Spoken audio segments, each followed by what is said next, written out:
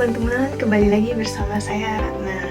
Nah, hari ini atau sekarang kita akan membahas materi mengenai manajemen kurikulum dan pembelajaran. Yuk kita belajar bersama.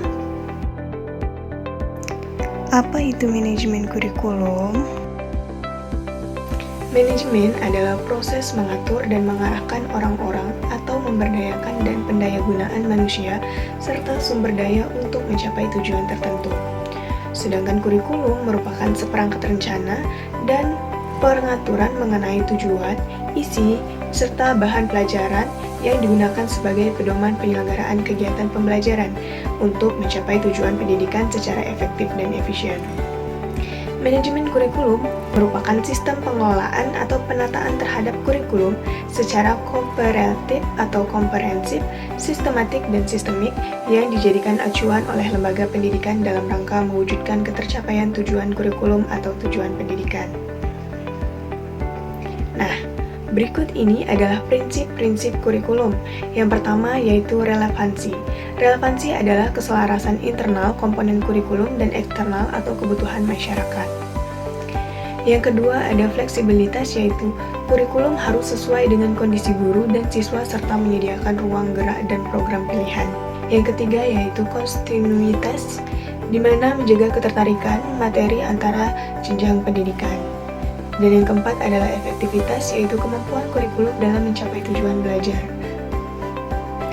Dan yang terakhir adalah efisiensi, yaitu hasil optimal dengan sumber daya minimal. Berikut ini adalah komponen-komponen kurikulum. Yang pertama yaitu tujuan pendidikan. Tujuan yang ingin dicapai dalam proses pendidikan ini mencakup 4 hal, ya ada tujuan nasional, tujuan institusional, tujuan kurikulum, dan tujuan instruksional. Yang kedua yaitu isi kurikulum. Isi kurikulum ini merupakan aspek yang mencakup pengetahuan dan materi pelajaran serta kegiatan yang harus dipelajari siswa untuk mencapai tujuan pendidikan. Yang ketiga yaitu metode atau strategi pembelajaran, yakni cara atau pendekatan yang digunakan untuk mencapai tujuan pembelajaran, misalnya dengan menempatkan siswa sebagai pusat pembelajaran atau student center.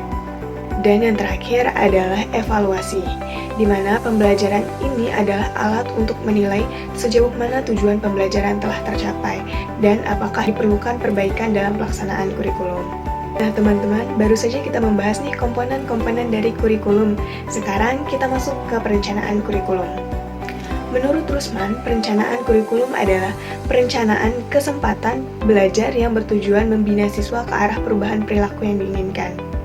Nah, fungsi perencanaan kurikulum ini sebagai pedoman manajemen yang mencakup jenis individu, media pembelajaran, biaya, tenaga, sarana, prasarana, serta sistem monitoring dan evaluasi untuk mencapai tujuan kurikulum.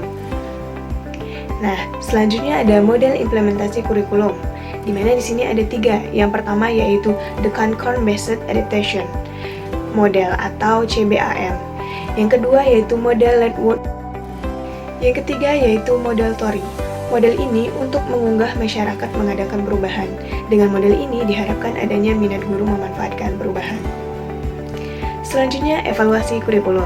Evaluasi kurikulum merupakan pemeriksaan secara terus-menerus untuk mendapatkan informasi yang meliputi siswa, guru, program pendidikan proses pembelajaran untuk mengetahui tingkat perubahan siswa dan ketetapan keputusan tetap tentang gambaran siswa dan efektivitas program.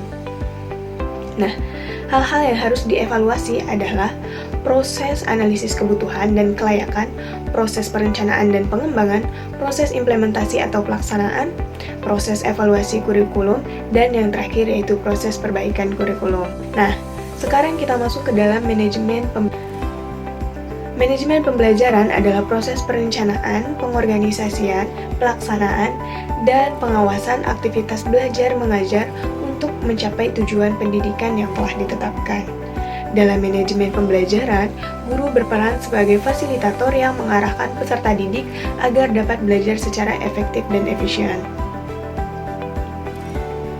Tujuan utama manajemen pembelajaran adalah menciptakan lingkungan belajar yang kondusif sehingga peserta didik dapat mencapai kompetensi yang diinginkan sesuai dengan kurikulum yang berlaku. Adapun komponen penting dalam manajemen pembelajaran yang pertama yaitu perencanaan, yang kedua pelaksanaan, dan yang ketiga yaitu pengawasan dan evaluasi. Nah teman-teman, kita sudah bahas nih mengenai manajemen kurikulum dan pembelajaran. Sekarang saatnya menguji pemahaman kalian mengenai materi ini. Yuk kerjain kuisnya, semoga hasilnya memuaskan. Sampai jumpa di materi selanjutnya.